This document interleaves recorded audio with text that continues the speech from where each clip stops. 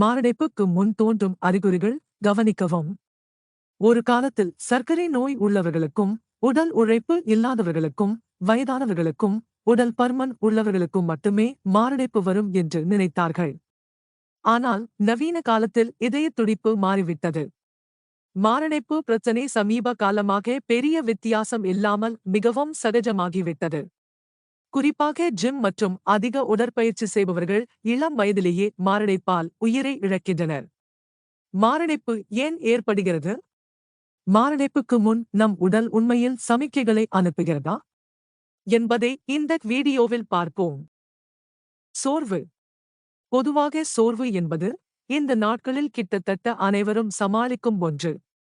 9 முதல் 5 வரை வேலை செய்வதில் இருந்து சரியான உணவு மற்றும் உடற்பயிற்சியின்மை வரை சோர்வு அன்றாட வாழ்க்கையின் ஒரு அங்கமாகிவிட்டது. ஆனால் நாள்பட்ட சோர்வு என்பது உங்கள் இதயம் சரியாக செயல்படவில்லை என்பதற்கான முக்கிய அறிகுறியாகும். தீவிரமான விவரிக்கப்படாத சோர்வு பெரும்பாலும் மாரடைப்புடன் தொடர்புடையது, மேலும் மாரடைப்பை தடுப்பதற்கு தீவிரமாக எடுத்துக்கொள்ள வேண்டும். கைகளில் அசௌகரியம்.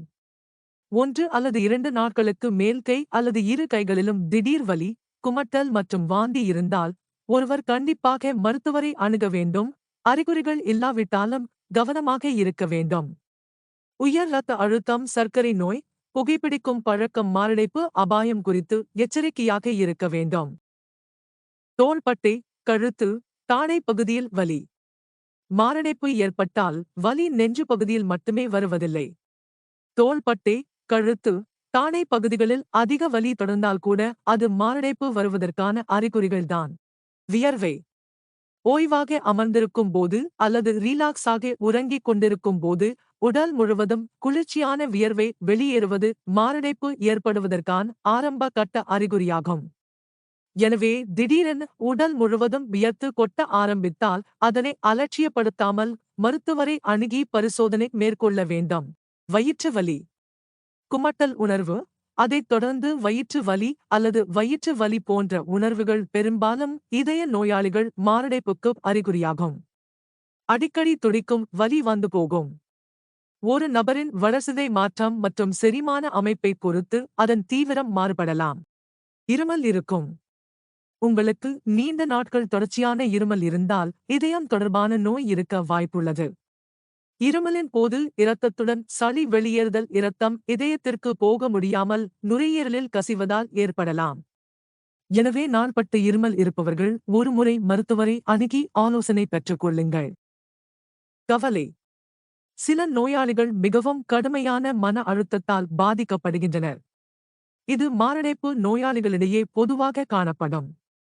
ஆனால் சிலருக்கு உடலில் ஏதோ தவறு நிகழப்போகிறது என்ற ஒருவித அழிவின் உணர்வை உணரக்கூடும். எனவே உங்களுக்கு திடீரென்று மனதில் உயிரை பற்றிய ஒருவித கவலை திடீரென எழுமாயின் உஷாராக்கிக் கொள்ளுங்கள். கவலை. அதிகமான வேலை பளுவின் காரணமாக நிறைய பேர் மன அழுத்தத்தால் அதிகம் பாதிக்கப்பட்டுள்ளனர். மன அழுத்தம் ஏற்படும் போது இதயத்திற்கு அதிகமான அழுத்தம் ஏற்பட்டு இதயத்திற்கு பெரும் பாதிப்பு ஏற்படும்.